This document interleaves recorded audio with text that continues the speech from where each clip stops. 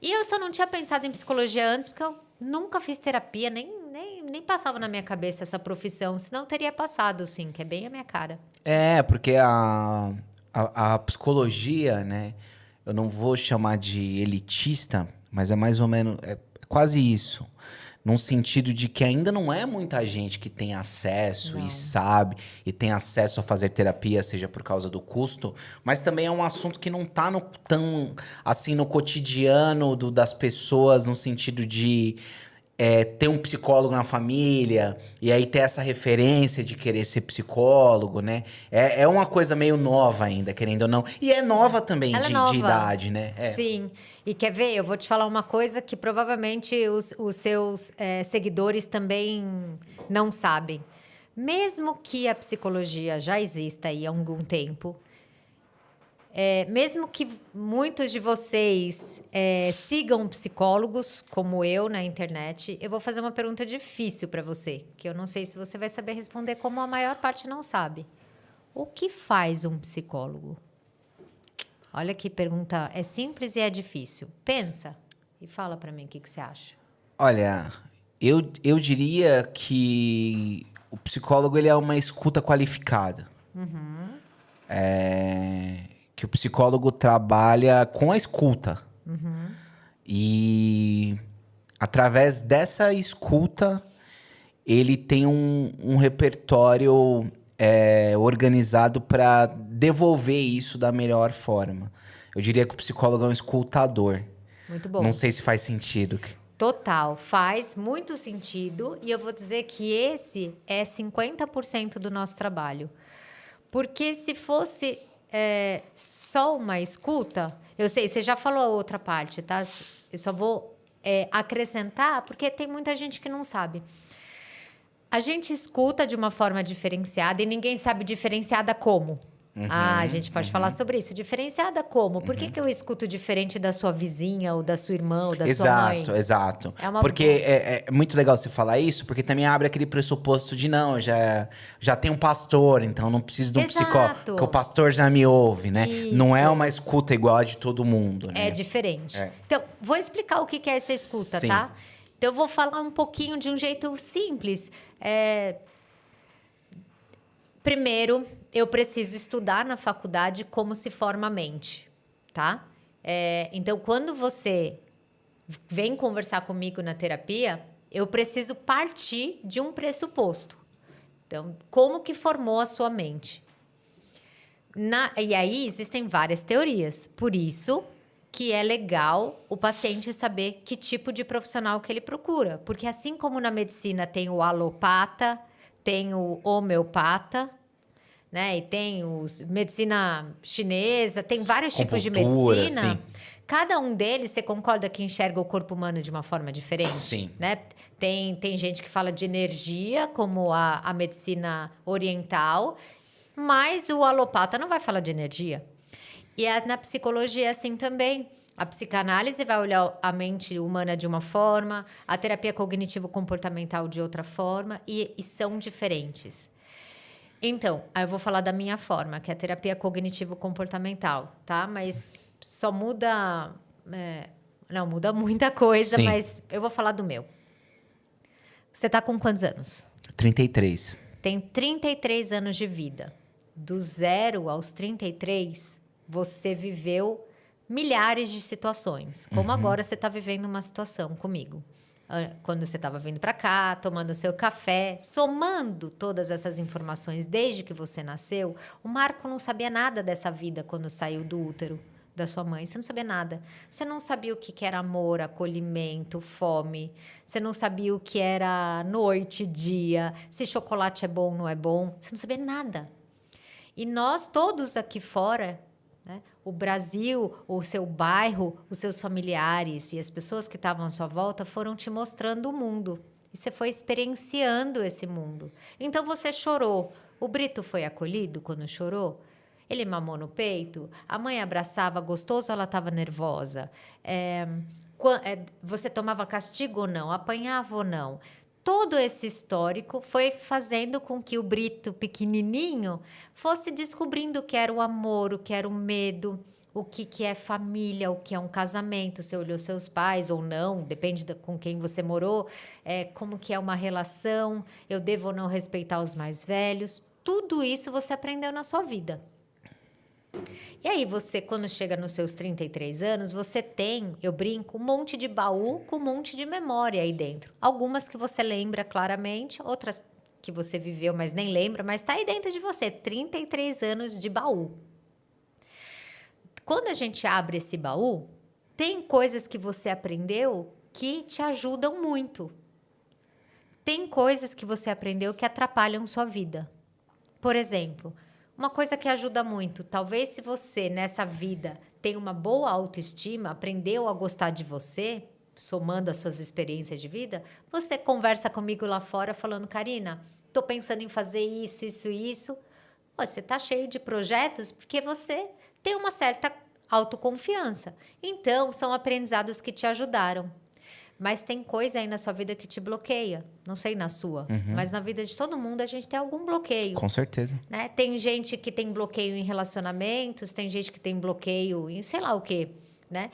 São pessoas que somaram experiências e que deram para ela um aprendizado que atrapalha a vida dela. Do tipo, eu nunca consigo ninguém gosta do meu jeito de falar. Sei lá, isso que você falou é um aprendizado e que te atrapalha.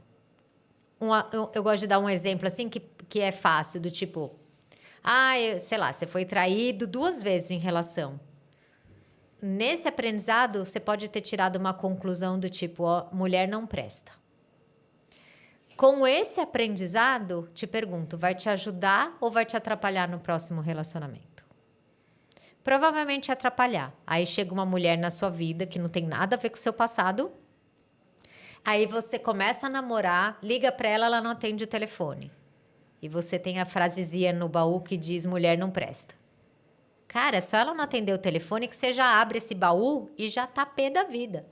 E aí, quando ela te atende, você já falou um monte de besteira que é do seu passado. Então, você pega o seu passado mal resolvido, são aprendizados do passado de 33 anos de história, e joga em cima do colo de uma pessoa que não tinha nada a ver com isso. Destrói uma possível relação legal e atrapalha a sua vida. Então, depois que eu contei toda essa história, o que é a escuta diferenciada que eu tenho? Quando você vem no meu consultório, eu atendi uma pessoa, por exemplo, que, só para dar um exemplo, que ela veio falando, eu não tenho mais prazer nas coisas como eu tinha antes. Antes eu andava no mar e me sentia feliz, antes eu via a natureza e eu não sei o que está acontecendo. Tá bom, me conta um pouco da sua história. E aí, ao contar a história dela, porque eu estou ouvindo a história dela, o que eu estou ouvindo? Eu estou ouvindo o baú. Ela abriu o baú para contar. E pelo que sai da boca dela, eu consigo ir percebendo quais são os possíveis aprendizados na vida dela ou as experiências da vida dela que estão atrapalhando a felicidade dela. Sim. Então, de repente, é uma pessoa que está vivendo, por exemplo, um relacionamento abusivo. E ela tá falando, mas supondo, tá? Não, ele me trata assim. Mas vai ver que todo relacionamento é assim, né, Karina? Não foi o que ela falou, tá? Tô inventando uma história. Todo relacionamento é assim mesmo, complicado, né? Olha a frase. Já vem uma crença, né? Já vem uma crença. É crença. Baú é cheio de crença. Crença. E com essa crença, se ela acredita, porque é uma crença, de que todo relacionamento é complicado, ela nem vai questionar se é isso. Não sei porque que eu tô com falta de vontade de fazer as coisas. Né? Então, eu acabei de ouvir que ela tem uma crença. É interessante você falar isso, que a pessoa te conta a história, né? E eu imagino que uma das coisas muito importantes é o que é que nós registramos dessa história, né? Isso. Porque quando eu te conto a história, eu não te conto a história verídica, né? Eu te conto a história que eu conto pra mim mesmo. Isso mesmo. Né? Porque existe a história e existe a história que eu conto pra mim mesmo, né? E a história que eu te conto é essa, né? É aquilo que... não necessariamente é o que aconteceu, né? Mas é o que eu interpreto do que aconteceu, né? Perfeito. É isso, tá? Então, a minha escuta é para saber não a sua história, mas a história que você interpretou. E aonde essa história te atrapalha. Aí, qual que é o meu trabalho? Eu só não vou... Se eu só escutar, tá? Por isso que eu sou crítica aos modelos de atendimento que põe a pessoa para ficar falando e não devolve nada. Porque tem toda uma teoria por trás disso, Sim. tá? Mas se a pessoa só fala, a teoria poderia dizer, é bom que ela se escuta e sabe onde ela erra. Sim. Mas às vezes não, porque ela pode falar e mesmo assim ela não perceber. Ela precisa de um profissional que interaja com ela para fazer perguntas importantes para que ela pense, né, de uma outra forma. Então, o meu trabalho, além da escuta, é ensinar para ela isso que eu acabei de falar, como que foram criando as crenças dela. E a partir daquele momento, a gente vai começar a duvidar do aprendizado. Boa. Né? Então, a pessoa fala assim para mim, relacionamento é tudo complicado, né? Eu falo, é? É complicado? Por que é complicado? Porque tem sempre briga. Tem sempre briga? E aí, a gente vai olhando para a situação de uma perspectiva que eu falo que é big picture, né? Até brinquei lá no Lutz, né? Quando a gente está sofrendo, em geral, a gente pega uma lanterna e foca no sofrimento e não consegue olhar mais nada. O terapeuta é aquele que acende a luz. Opa, olha a volta, porque você tá... nenhum homem presta. Nenhum? Quantos você ficou até hoje? Muito bom. Muitos quanto? 5. Tá. O planeta tem 8 bilhões de pessoas. Metade é 4 bilhões. Você experimentou 5 e nenhum presta.